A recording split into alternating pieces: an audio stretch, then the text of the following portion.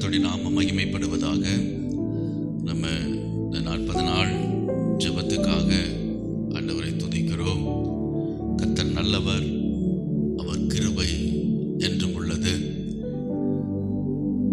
நம்ம தொடர்ந்து தெய்வ பயத்தினாலே வருகிற ஆசீர்வாதங்கள், இதை பற்றி நம்ம தியானித்து கொண்டிருக்கிறோம். தெய்வ பயத்தினாலே வருகிற ஆசீர்வாதங்கள். ஆண்டவருக்கு பயந்து நடக்கும் பொழுது கர்த்தர் அவருடைய ஆசீர்வாதங்களை சுதந்திரித்துக் கொள்ளும்படி ஆண்டவர் கிருபை செய்கிறார். அப்ப தேவனுக்கு பயந்து நடந்தாலே ஆசீர்வாதங்களை நாம பெற்றுக்கொள்ள முடியும். ஆண்டவருக்கு கீழ்ப்படியும் பொழுது அநேக ஆசீர்வாதங்கள் நம்மளை தேடி வருகிறது. இன்றைக்கு 18வது நாளாக நம்ம ஆசீர்வாதங்களை தியானிக்கிறோம். நீதிமொழிகள் புஸ்தகம் 10ஆம் அதிகாரம் 27வது வசனம். நீதிமொழிகள் 10:27 கர்த்தருக்கு பயப்படுதல் ஆயுசு நாட்களை பெருக பண்ணும், துன்மார்க்கனுடைய வருஷங்களோ குறுகி போகும். வசனம் என்ன சொல்லுது? கர்த்தருக்கு பயப்படுதல் ஆயுசு நாட்களை பெருக பண்ணுமா. நம்ம ஆசைப்படுறோம்ல, நல்லா வாழணும், ரொம்ப நாள் உயிரோடு இருக்கணும் அப்படின்னு நம்ம ஆசைப்படுறோம். எல்லாரும் மரணத்தை விரும்புவோமா? கொஞ்சம் உடம்பு சரியில்லைன்னா கூட பயம் வந்துடும். எங்க ஏதாச்சும் நடந்துருமோ, என் பிள்ளையை விட்டுட்டு போயிடணும், குடும்பத்தை விட்டுட்டு போயிடணும் அப்படிலாம் பயம் வருதில்லை. நல்ல பூரண ஆயுசு உள்ளவர்களாய் வாழ வேண்டும், நீடித்த நாள் வாழ வேண்டும் என்பது எல்லாருக்குமே உள்ள ஒரு ஆசை. மனுஷனுக்கு, எல்லா மனுஷனுக்குமே உள்ள ஒரு இயல்பான ஒரு வாழ்க்கை தான். அப்ப அந்த ஆயுசு நாட்கள் நமக்கு பெருக வேண்டும் என்றால் கர்த்தருக்கு பயப்படுவர்களுக்கு ஆயுசு நாட்களை பெருக பண்ணுவேன் என்று ஆண்டவர் சொல்லுகிறார். இப்ப எவ்வளவு பெரிய ஆசீர்வாதம் பாருங்க. நமக்கு எந்த நோய் நொடியும் வராமல், அல்லது எப்படி வந்தாலும், சில பலவீனங்கள் நம்மளை தாக்கினாலும் நம்ம ஆயுசு நாட்களை ஆண்டவர் பெருக பண்ணுகிறார். அப்ப தேவனுக்கு பயப்பட வேண்டும். துன்மார்க்கனுடைய வருஷங்களோ குறுகி போகும். அவருடைய வாழ்நாள் எப்படி இருக்கும்? குறுகி போயிடும். தேவனுக்கு பயப்படுவர்களுக்கு ஆயுசு நாட்களை கர்த்தர் பெருக பண்ணுகிறவராய் இருக்கிறார். வேதத்தில் சில பரிசுத்தவான்களை பற்றி நான் சொல்றேன். ஆதியாகமம் 9ஆம் அதிகாரம் 29வது வசனத்தில் நோவாவின் நாட்கள் எல்லாம் 950 வருஷம் அப்படின்னு சொல்லப்பட்டிருக்கு. நோவா எத்தனை வருஷம் உயிரோடு இருந்தாரா? 950 வருஷம் இருந்தார். நம்ம 100 வயசு இருப்பதே பெரிய விஷயம். 70 வயசு தாண்டறதை இப்போலாம் இப்போ வர தலைவர்கள் எல்லாம் 70 வயசுலாம் தாங்குமானா தெரியாது. அநேகம் பார்த்தீங்கன்னா 65, 70, 70க்குள்ளேயே நிறைய பேர் இறந்துடுறாங்க. ஹார்ட் அட்டாக், அநேகமாக ஹார்ட் அட்டாக் நிறைய வருகிறது. சுகரு, பிபி, இப்படி நிறைய நம்முடைய உணவு முறைகள்லாம் மாறிடுச்சு. அதனால் நிறைய வியாதிகள், பிபி மாத்திரை நிறைய எடுக்கிறதுனால அது உடலை, உறுப்புகளை பாதிக்கிறது. அப்போ நம்முடைய ஆயுசு நாட்கள் குறைகிறது. இப்போ நோவா 950 வருஷம் உயிரோடு இருந்தார் என்று வேதத்திலே வாசிக்கிறோம். ஆதியாகமம் 25:7 ஆபிரகாம் ஆயுசு நாட்கள் 185 வருஷம். ஆபிரகாம் எத்தனை வருஷம் உயிரோடு இருந்தாரு? 185 வருஷம் உயிரோடு அவர் இருந்தார் என்று சொல்லப்பட்டிருக்கிறது. ஈசாக்கு அவர் எத்தனை வருஷம் உயிரோடு இருந்தாருன்னா 180 வருஷம் அவர் உயிரோடு இருந்தார். எத்தனை வருஷம்? 180 வருஷம் அவர் உயிரோடு இருந்தார். யாக்கோபு அவர் எத்தனை வருஷம் உயிரோடு வாழ்ந்தார் என்றால் அவருடைய ஆயுசு நாட்கள் 130 வருஷம். 130 வருஷம் அவரு உயிரோடு வாழ்ந்திருக்கிறார். ஆனா அதுக்கப்புறம் ஆண்டவர், மனுஷனுடைய வயசு எவ்வளவு சொல்லப்பட்டிருக்குன்னா, சங்கீத புஸ்தகம் 90:10 வாசித்து பார்த்தீங்கன்னா, எங்கள் ஆயுசு நாட்கள் 70 வருஷம், பலத்தின் மிகுதியால் 80 வருஷமாய் இருந்தாலும் அதன் மேன்மையானது வருத்தமும் சஞ்சலவுமே. அதி வேகமாய் கடந்து போகிறது, நாங்களும் பறந்து போகிறோம் அப்படின்னு சொல்லப்பட்டு. அல்லேலூயா. அதுக்கப்புறம் மனுஷனுடைய ஆயுசு நாட்கள் எவ்வளவா? 70. பலத்தின் மிகுதியால் நல்லா சாப்பிட்டு நல்லா சத்தா இருந்தாங்கன்னா இன்னும் 10 வருஷம் 80ன்னு சொல்லப்பட்டிருக்கு. ஆனால் சில பேர் 90 வயசு இருக்கிறாங்க, 93, 95 இப்படிலாம் இருக்கிறாங்க. ஆனால் ஆண்டவர் சொல்ற, தேவனுக்கு பயப்படுற பிள்ளைகள் ஆயுசு நாட்கள் பெருக பண்ணுவேன் என்று சொல்றார். யோபு புஸ்தகம் 1:1 வாசிக்கும் பொழுது அவர் சொல்றாரு, யோபு என்னும் பெயர் கொண்ட ஒரு மனுஷன் இருந்தான். அந்த மனுஷன் உத்தமனும் சன்மார்க்கனும் தேவனுக்கு பயந்து பொல்லாப்புக்கு விலகின மனுஷனாய் இருந்தான் அப்படின்னு சொல்லப்பட்டிருக்கு. அதே யோபு 42:16 யோபு 140 வருஷம் உயிரோடு இருந்தான். 4 தலைமுறைகளாக தன் பிள்ளைகளையும் தன் பிள்ளைகளுடைய பிள்ளைகளையும் கண்டான் அப்படின்னு சொல்லப்பட்டிருக்கு. அப்ப அவன் எத்தனை தலைமுறை? 4 தலைமுறைய பார்த்தான். காரணம், அவன் உத்தமனும் சன்மார்க்கனும் பொல்லாப்புக்கு விலகிற மனுஷனாய் காணப்பட்டான். அப்ப பிள்ளைகளுடைய பிள்ளைகளை காண கிருபை செய்தான். ஆனா இன்னைக்கு அநேகர் பார்த்தீங்கன்னா ஒரு அந்த அடுத்த தலைமுறையை பார்க்க முடியல. ஒரு தலைமுறை தான். ஒரு தலைமுறைனா பெற்ற பிள்ளையோட அடுத்த பிள்ளைய கூட பேர பிள்ளைய கூட பார்க்க முடியல. அப்படிப்பட்ட சூழ்நிலை. ஆனா பேர பிள்ளைகளுடைய பேர பிள்ளைகளை பார்க்க கர்த்தர் கிருபை செய்கிறார். யாருக்கு? தேவனுக்கு பயந்து நடக்கிறவர்களுக்கு. எசேக்கியா பத்தி சொல்லப்படும் பொழுது, இந்த எசேக்கியா ராஜா தேவனுக்கு முன்பாக உண்மையும் உத்தமுள்ள மனுஷனாய் இருந்தான். வசனம் சொல்லுகிறது 2 ராஜாக்கள் 20:1 அவன் சொல்றான், ஏசாயா தீர்க்கதரிசி போய் சொல்றாரு, அப்பா நீ மரிக்க போற, ஆண்டவர் சொல்லிட்டாரு, உன் வீட்டு காரியத்தெல்லாம் ஒழுங்குபடுத்து அப்படின்னு சொல்லிட்டாரு. ஆனா இவன் என்ன சொல்றான் ஆண்டவர்கிட்ட, ஆண்டவரே நான் உமக்கு முன்பாக உண்மையும் மன உத்தமமாய் நடந்ததை, உன் பார்வைக்கு நலமானதை செய்தேன் என்பதை நினைத்தருளும் ஆண்டவர்னு ஜெபம் பண்றான். இவனுக்கு ஒரு வியாதி வந்துடுச்சு எசேக்கியா ராஜாவுக்கு. அதனால மரிக்க போறான் அவன். ஆனா ஆண்டவர்கிட்ட அவன் ஜெபம் பண்றான், நான் உண்மையும் உத்தமமா இருந்த உன்னுடைய பார்வைக்கு நலமானதை நான் செஞ்ச ஆண்டவரே அப்படின்னு அவன் கண்ணீரோடு ஜெபித்த போது ஆண்டவர் சொல்றாரு, அவனுடைய நாட்களோடு 15 வருஷம் கர்த்தர் கூட்டி கொடுத்தார் என்று பார்க்கிறோம்.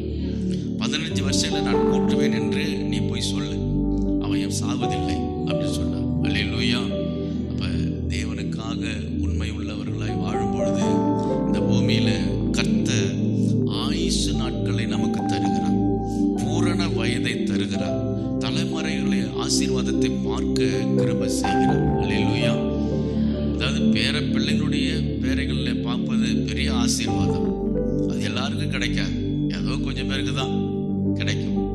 பேர பிள்ளைகளுக்கு திருமணத்து கூட நம்ம செல்லத்துல நிறைய ஆட்கள்லாம் இருக்க மாட்டாங்க. அப்படிப்பட்ட சூழ்நிலைகள். ஆனா ஆண்டவர் சொல்கிறார், அவருக்கு பயந்து நடக்கும் பொழுது அவர் என்ன செய்கிறார்? ஆயுசு நாட்களை பெருக பண்ணுகிறார். அப்ப நீதிமொழிகள் 4:10 சொல்றதுக்கு, என் மகனை கேள், என் வார்த்தை ஏற்றுக்கொள், அப்போது உன் ஆயுசின் வருஷங்கள் அதிகமாகும்.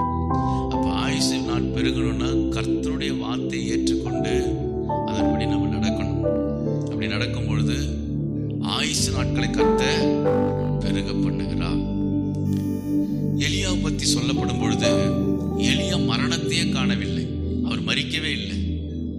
ஆண்டவருக்கு முன்பாக உண்மை உள்ள மனுஷனா இருந்தபடினாலே நீதியாய் எலியா தீர்க்கதரிசி வாழ்ந்தது போது வசனம் சொல்கிறது, அதாவது எலியா உயிரோடு வானத்துக்கு எடுத்துக் கொள்ளப்பட்டாராம். அக்கினிமயமான ரதங்கள், அக்கினிமயமான குதிரைகள் வந்து எலியாவை ஏற்றி கொண்டு பரலோகத்துக்கு போயிடுச்சு. பாருங்க அவருடைய வாழ்க்கை எப்படி இருப்பாரு. மரணத்தையே பார்க்காத ஒரு வாழ்க்கை. இந்த உலகத்துல மரணத்தை காணாத 2 பேர், ஒன்னு எலியா, இன்னொன்னு ஏனோக்கு. அவர் தேவனோடு சஞ்சரித்து கொண்டிருக்கும் பொழுது காணப்படாமல் போனார் அப்படின்னு சொல்லப்பட்டிருக்கிறது. அப்ப நம்ம தேவனுக்கு பயந்து நடக்கிறவர்களாய் இருக்க வேண்டும். அல்லேலூயா. அப்ப துன்மார்க்கனுக்கு எப்படி இருக்குமா? ஆயுசு நாட்கள் குன்றி போகும்னு சொல்லப்பட்டிருக்கு. அப்ப துன்மார்க்கன்னா யாரு? துன்மார்க்கன் தான் செய்த துன்மார்க்கத்தை விட்டு விலகி நியாயத்தையும் நீதியையும் செய்வானாகில் அவன் தன் ஆத்துமாவை பிழைக்க பண்ணுவான் அப்படின்னு வசனம் சொல்லுகிறது. எசேக்கியேல் 18:27 துன்மார்க்கன் மனம் திரும்பி நீதியை செஞ்சானா அவன் ஆத்மாவை ஆண்டவர் பிழைக்க செய்கிறார். ஏசாயா 57:21 துன்மார்க்கருக்கு சமாதானம் இல்லை என்று என் தேவனே சொல்லுகிறார். துன்மார்க்கருக்கு சமாதானமே கிடையாதான், அவங்களுக்கு வாழ்க்கையில சமாதானமே இருக்காது. அப்ப துன்மார்க்கன் என்பது யாரு? கர்த்தருடைய வார்த்தையை ஏற்றுக்கொள்ளாதவர்கள். ஏற்கனவே ஒரு வசனம் வாசிச்சல, நீதிமொழிகள் 4:10 என் வார்த்தையை ஏற்றுக்கொள், அப்பொழுது உன் ஆயுசின் வருஷங்கள் அதிகமாகும். அப்ப ஏற்றுக்கொள்ளாதவங்க யாரு? துன்மார்க்கரா இருக்கிறாரு. துன்மார்க்கருடைய வாழ்க்கையோ கொன்றி போகும். அப்ப துன்மார்க்கமான காரியம் அந்த வரிசையில நாம இருக்கக்கூடாது. நாம துன்மார்க்கர் அப்படின்னு இருக்கக்கூடாது. தேவனுக்கு பயப்படுகிறவர்கள் அந்த லிஸ்ட்ல தான் நம்ம பேரு காணப்பட வேண்டும். மல்கியா 3:18 வாசித்து பார்த்தீங்கன்னா, அப்பொழுது நீங்கள் நீதிமானுக்கும் துன்மார்க்கனுக்கும் தேவனுக்கு ஊழியம் செய்கிறவனுக்கும் அவருக்கு ஊழியம் செய்யாதவனுக்கும் இருக்கிற வித்தியாசத்தை திரும்பவும் காண்பீர்கள் அப்படின்னு சொல்றார் ஆண்டவர். அல்லேலூயா. ஆண்டவருக்காக வாழுகிறவர்களுக்கும் வாழாதவர்களுக்கும் கர்த்தர் வித்தியாசத்தை உண்டு பண்ணுவார். ஆண்டவருக்காக ஊழியம் செய்கிறவர்களுக்கும் செய்யாதவர்களுக்கும் வித்தியாசத்தை கர்த்தர் காண்பிப்பார். கர்த்தருக்காக பிரயாசப்படுகிறவர்களுக்கும் பிரயாசமே படாதவர்களுக்கும் வித்தியாசத்தை ஆண்டவர் உண்டு பண்ணுவேன் அப்படின்னு ஆண்டவர் சொல்லுகிறார். அல்லேலூயா. அப்ப கர்த்தருக்காக நாம எவ்வளவு பிரயாசப்பட்டாலும் அதற்கான பிரதிபலனை கர்த்தர் தருகிற தெய்வமாய் இருக்கிறார்.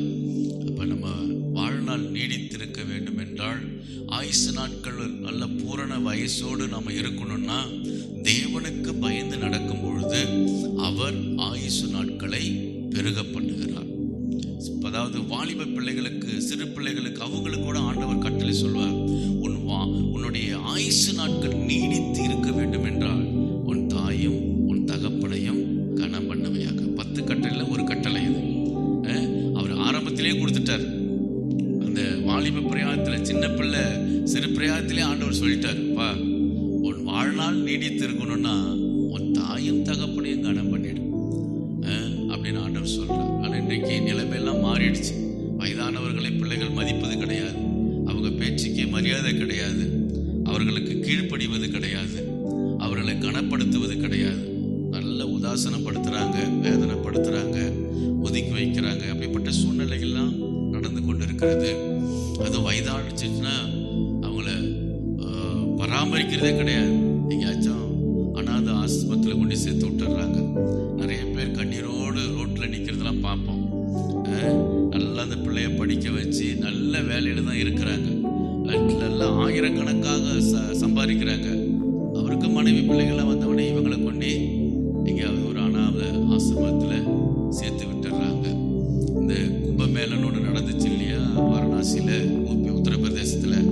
அங்கே நிறைய நடந்த ஒரு கொடுமை என்னன்னா, இந்த வயதான பெற்றோர்கள்லாம் அழைத்துட்டு போயிட்டு அந்த கும்பலில் கிட்டத்தட்ட 5 லட்சம் 6 லட்சத்துக்கு மேலே இருந்தாலும் அந்த கும்பலில் கொண்டு விட்டுட்டு எல்லாம் வந்துட்டாங்க. நிறைய பேர் வயதான அப்பா அம்மாவை. ஏன்னா அது ஒரு ஐதீகமாக நினைச்சாங்க, இவங்களை கொண்டு அந்த காசியில் கொண்டு விட்டுவிட்டா அப்படியே செத்துச்சுன்னா மோச்சம் போயிடும் அப்படின்னு. ஆனால் நிறைய பேர் தற்கொலை செய்து கொண்டாங்களே. அந்த வயதானவர் நம்ம பிள்ளைகளுக்கு கொண்டாந்து அப்படி விட்டுட்டு போயிட்டாங்களே அப்படின்னு அந்த காசில் அந்த ஆற்றுல விழுந்தது, உலையில் விழுந்து தற்கொலை செய்து கொண்டாங்களாம். இன்னும் கொஞ்சம் பேர் தற்கொலை செய்ய தைரியம் இல்லாதவர்கள் பிச்சை எடுத்து கொண்டு இருக்கிறாங்களாங்க. அப்ப பாருங்க எப்படி இருக்கிறது நாடு, உலகம், மக்கள் எப்படி இருக்காங்க பாருங்க. பெற்றோர்களை கவனிப்பது கிடையாது. அப்ப நாம ஆண்டவருக்கு பயந்து நடக்கும் பொழுது கர்த்தர் நமக்கு பூரண ஆயுசு நாட்களை அவர் தருகிறார். துன்மார்க்கமான காரியம் நம்ம வாழ்க்கையில காணப்படக்கூடாது. அப்படி இருந்தாலும் நாம் என்ன செய்யணும்? ஆண்டோடைய வார்த்தை வரும்பொழுது மனம் திரும்பிடணும், கர்த்தர்கிட்ட ஒப்பு கொடுத்துடணும். அதுக்கு உதாரணமா சில காரியத்தை சொல்றவங்களுக்கு தெரிந்த காரியம்தான். இளையகுமாரனை பத்தி ஆண்டவர் சொல்லியிருக்கிறார். இந்த இளையகுமாரன் என்ன செஞ்சான்? அப்பாட்ட இருக்கிற சொத்தெல்லாம் பிரித்து எடுத்துக்கொண்டு அவன் தூர தேசத்துக்கு புறப்பட்டு போனான் என்று வசனம் சொல்லுகிறது. லூக்கா 15:13 நீங்க வீட்டுக்கு போய் வாசித்து பாருங்க. லூக்கா புஸ்தகம் 15ஆம் அதிகாரம் 13வது வசனத்துல சொல்லப்பட்டிருக்கு, இளைய மகன் எல்லாவற்றையும் சேர்த்து கொண்டு தூர தேசத்துக்கு புறப்பட்டு போய் அங்கே துன்மார்க்கமாய் ஜீவனம் பண்ணி தன் ஆஸ்தியை அழித்து போட்டான். அப்ப துன்மார்க்க வாழ்க்கை அவன் வாழ்ந்தான். அப்ப அவனுடைய வாழ்க்கை நம்ம பார்க்கும்போது சீக்கிரமாய் அவன் வாழ்க்கையில் என்ன செஞ்சிச்சு? குறுகி விட்டது. எல்லாம் இழந்து அந்த சாப்பாடு இல்லாமல் பசியோடு பன்றி மேய்க்கிறவன்ட்ட போயிட்டு, நான் அந்த பன்றியை மேய்க்கிறேன், எனக்கு ஏதாவது ஆகாரம் கொடுங்க. அவன் பன்றிக்கு போடுகிற தவிடு தான் கிடைக்கும்னு சொல்றான். அந்த தவிடு கிடைத்தா கூட எனக்கு போதும்னு நினைச்சான், அது கூட அவனுக்கு கிடைக்கலையா அப்படின்னு வசனம் சொல்லுகிறது. அப்ப அவனுக்கு புத்தி தெளிந்து அவன் சொன்னான், என்னுடைய தகப்பன் வீட்டில் வேலைக்காரங்கள் கூட நல்ல ஆகாரம் கிடைக்குது, எனக்கு இந்த இவ்வளவு கஷ்டத்தில் நான் இருக்கேன், நான் என் தகப்பன் வீட்டுக்கு போவேன் அப்படின்னு அவன் மனம் திரும்புறான். இந்த மனம் திரும்புதலை பத்தி தான் ஆண்டவர் இந்த ஊமையை சொன்னார். அவன் மனம் திரும்பி அவன் தகப்பன் வீட்டுக்கு போயிட்டு மன்னிப்பு கேட்கிறான். அப்பா, நான் செஞ்ச தப்பு, உமக்கு விரோதமாகவும் பரத்துக்கு விரோதமாகவும் நான் பாவம் செஞ்சிட்டேன், என்னை மன்னிங்க என்று அங்க மனம் திரும்புதலை பார்க்கிறோம். அப்ப அப்பா அவனை மன்னிக்கிறான். அப்ப நமக்கு பரம தகப்பனா இருப்பது ஆண்டவராகிய இயேசு கிறிஸ்து. நம்ம வாழ்க்கையில சில துன்மார்க்க காரியங்கள், பின்மாற்ற காரியங்கள், தேவனுக்கு பிரியமில்லாத காரியங்கள் இருக்கும் பொழுது, பாவ காரியங்கள் இருக்கும் பொழுது, வசனத்தால உணர்த்தப்பட்ட பொழுது மனம் திரும்பிடணும். மனம் திரும்பி அப்பாட்ட என்ன செஞ்சிடணும்? மன்னிப்பு கேட்டு ஒப்புரவாகிடணும். இந்த இளையகுமாரன் தன் தகப்பனிடத்துல மன்னிப்பு கேட்ட பொழுது அவரோடு ஒப்புரவாகினான். தகப்பன் அவனுக்கு வஸ்திரங்களையும் பொன் மோதிரங்களையும் அணிவித்து விருந்து வைத்து கொண்டாடி தன் பிள்ளையாக மறுபடியும் ஏற்றுக்கொண்டு அவனை கூட்டி சென்றான் என்று பார்க்கிறோம். அல்லேலூயா. அப்ப மனம் திரும்பலன்னா துன்மார்க்க காரியத்தில் துன்மார்க்க லிஸ்ட்ல போய் விழுந்துருவோம். நம்ம வாழ்க்கை எப்படி போயிடும்? வாழ்நாள் ஒண்ணுமே இல்லாத போயிடும். அதுக்கும் ஒரு உதாரணம் நான் சொல்றேன். இயேசுடைய சீசனாகி யூதாசை பாருங்க. அவன் இயேசுவை காட்டி கொடுத்தான். இயேசுவை 30 வெள்ளிக்காசுக்கு காட்டி கொடுத்துட்டான். துன்மார்க்க செயல். ஆனாலும் அவனுக்கு உணர்வு வந்துச்சு. அவன் போய் மன்னிப்பு கேட்கல. ஏசப்பாட்ட போயிட்டு மன்னிப்பு கேட்கல. மனம் திரும்புகிற காரியம் வந்தாலும் அவரோட ஒப்புரவு ஆக்காதனால அவனுடைய வாழ்க்கை சடிதியாய் முடிந்தது. அவரை காட்டி கொடுத்த யூதாசு குற்றமில்லாத இரத்தத்தை காட்டி கொடுத்தேன், பாவம் செய்தேன் என்று பாவ உணர்வு அடைஞ்சானே தவிர ஏசப்பாட்ட போய் மன்னிப்பு கேட்கல. மன்னிப்பு கேட்டிருந்தா ஏசப்பா மன்னிச்சிருப்பார், விடுதலை தந்திருப்பார், சமாதானத்தை ஆண்டவர் தந்திருப்பார். பேதுரு கூட ஏசப்பாவை மறுதலித்தான், சபித்தான். ஆனாலும் ஏசப்பாட்ட மனம் கசந்து அழுது மனம் திரும்பி ஒப்புரவாயிட்டான். ஆனா யூதாசு ஒப்புரவு ஆகாதனால அவன் நான்று கொண்டு செத்து விட்டான் என்று வசனம் சொல்லுகிறது. அப்ப பாருங்க, வசனத்தில் நம்ம வாசித்தபடி நீதிமொழிகள் 10:27 கர்த்தருக்கு பயப்படுதல் ஆயுசு நாட்களை பெருக பண்ணும், துன்மார்க்கனுடைய வருஷங்களோ குறுகி போகும். அப்ப துன்மார்க்கன் என்பவன் யார் என்றால் தேவ வார்த்தைக்கு கீழ்ப்படியாதவர்கள். கர்த்தருக்கு பயப்படுகிறவர்கள் என்பவன் யாருன்னா வார்த்தையின்படி நடக்கிறவர்கள். இதுதான் வித்தியாசம். அப்ப வார்த்தையின்படி நடக்கும் பொழுது ஆயுசு நாட்களை பெருக பண்ணி தலைமுறையினுடைய தலைமுறையின் ஆசீர்வாதங்களை பார்க்கும்படி கர்த்தர் கிருபை செய்கிறார். கர்த்தருடைய வார்த்தையை ஏற்றுக்கொள்ளாமல் மனம் திரும்பாமல் துன்மார்க்க ஜீவனம் செய்தால் நம்முடைய வருஷங்கள் ஆயுசு நாட்கள் குன்றி போகும். அல்லேலூயா. அதனால ஆண்டவருக்கு நம்ம பயந்து நடப்போம். கர்த்தருடைய வார்த்தையின்படி நம்ம செயல்படுவோம். கர்த்தர் நம்மளை ஆசீர்வதிப்பார், நல்ல சுகத்தை கொடுப்பார், ஆரோக்கியத்தை கொடுப்பார். நமக்கு இருக்கிற பலவீனங்களை கர்த்தர் மாற்றுவார். நல்ல காரியங்கள் நம்ம கீழ்ப்படியாததான் சில பிரச்சனைகள் நமக்கு வரும். கர்த்தருடைய வார்த்தைக்கு ஒப்புரவு ஆகாதனால்தான் சில பலவீனங்கள், சமாதான குறைவுகள் நம்ம வாழ்க்கையில உண்டாகும். நம்ம ஆண்டவரோடு ஒப்புரவாகும் பொழுது ஆண்டவர் எல்லாவற்றையும் நீக்கி பூரண ஆயுசு நாட்களை கொடுக்கிறார். ஆயுசு நாட்கள் என்பது அது நம்ம உயிர் வாழ்ற நாட்கள் மட்டும் இல்லை, அதுல அநேக ஆசீர்வாதங்கள் அடங்கி இருக்கிறது. சமாதானம், சந்தோஷம், ஆசீர்வாதங்கள்லாம் இருக்கு அந்த ஆயுசு நாட்கள்ல. அதனால தேவனுக்கு பயந்து நடப்போம். அவருடைய வார்த்தையின்படி நம்ம செயல்படுவோம். துன்மார்க்கமான காரியங்கள் நமக்குள்ள இருந்ததுன்னா கர்த்தரோடு நாம ஒப்புரவு ஆயத்தமாகி மனம் திரும்புவோம். ஆண்டவர் ஆயுசு நாட்களை பெருக பண்ணி நம்மளை ஆசீர்வதித்து அவர் உயர்த்துவார். அல்லேலூயா. நம்ம எளிமை நின்று நம்ம ஜெபித்து முடிப்போம். நல்ல ஆண்டவரே, உமக்கு ஸ்தோத்திரம். இந்த நாளுக்காக நன்றி தகப்பனே.